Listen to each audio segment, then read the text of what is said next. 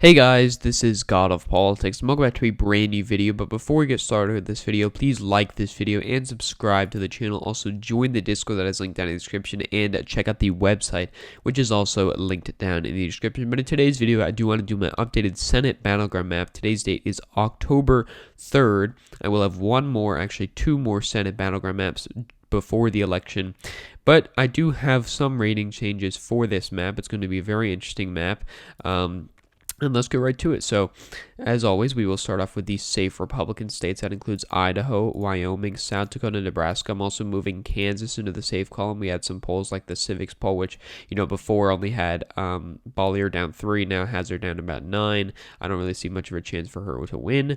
As well as Oklahoma safe, Arkansas, Louisiana, Mississippi, Alabama, Tennessee, Kentucky, West Virginia are all states that are going to go by safe margins.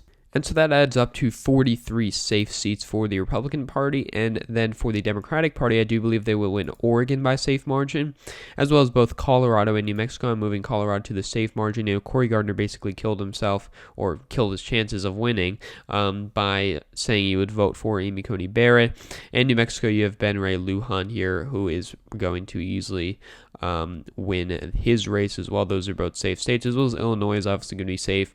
Virginia is going to be safe. New Jersey, Delaware, Rhode Island, Massachusetts, as well as New Hampshire. So that's 45 safe seats for the Democratic Party and 43 safe seats for the Republican Party. And getting the likely margin states first, I do believe Texas is a likely margin state here. You have MJ Hagar, who did, she raised some amounts of money, not obviously nothing compared to what Beto O'Rourke raised, but John Cornyn's a better candidate. It's not really the right year for her to be running, and sure, Texas is going to trend blue, and especially from Cornyn's race in 2014, but I don't think she's going to get too close. I also do believe Alaska with Dan Sullivan is going to be going by a likely margin.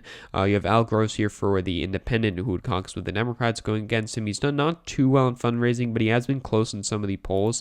If we actually want to look at the polls here, we can see Dan Sullivan up 1, even, Sullivan up 13, Sullivan up 5. So, it's a very easily possibility that this go by a likely margin, and as I know, I do think that it would.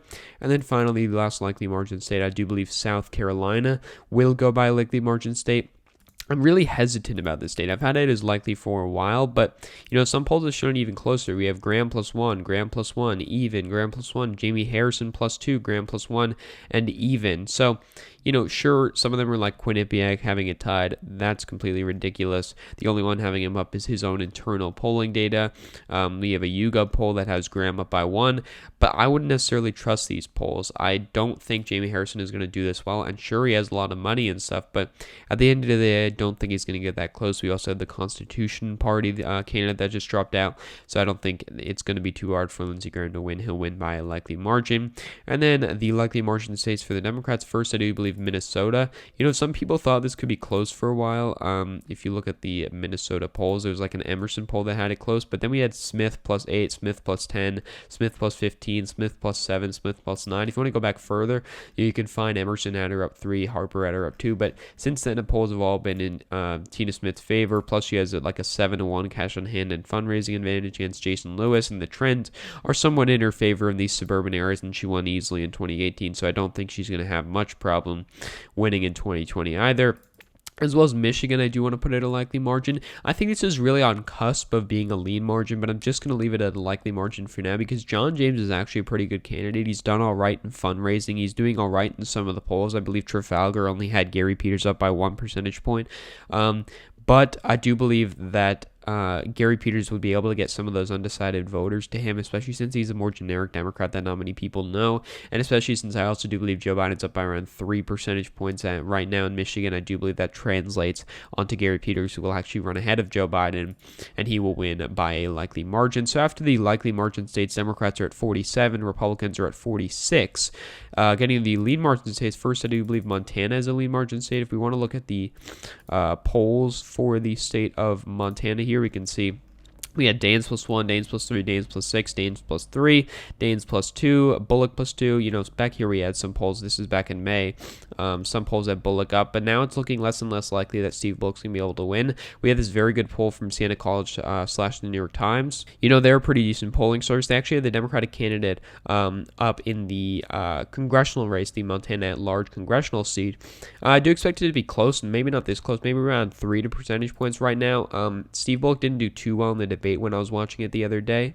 But who knows, maybe we get some good fundraising numbers for Steve Bullock. Maybe we get some better polls for him, and that could change it. But as of now, I am putting it at lean Republican.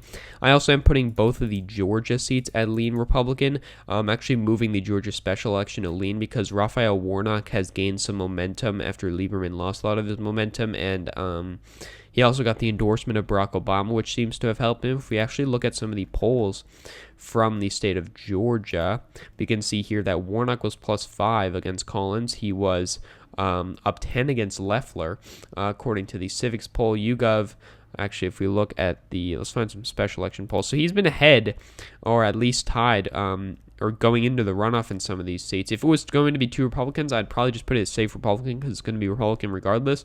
But I do believe that Warnock could come second or even first now that, you know, he's kind of gotten a lot of momentum, gained more points in this race. But come the special election, I do think he would still lose by a lean margin. Ossoff versus Perdue. Ossoff's not all that bad a candidate. He's done all right in fundraising. He's doing all right in the polls. But I do believe Perdue will still be able to win by around maybe 3 percentage points there.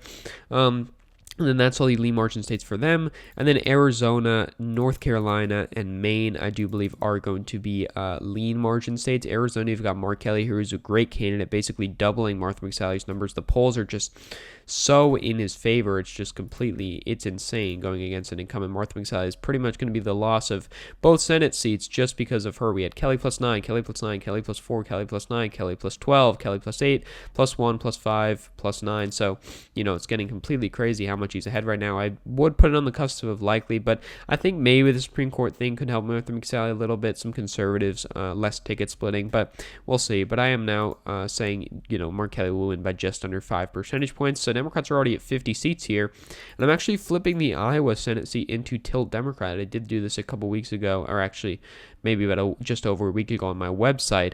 But I do believe that Teresa Greenfield will be able to win her the seat against Joni Ernst. I was watching the debate. She was doing pretty well.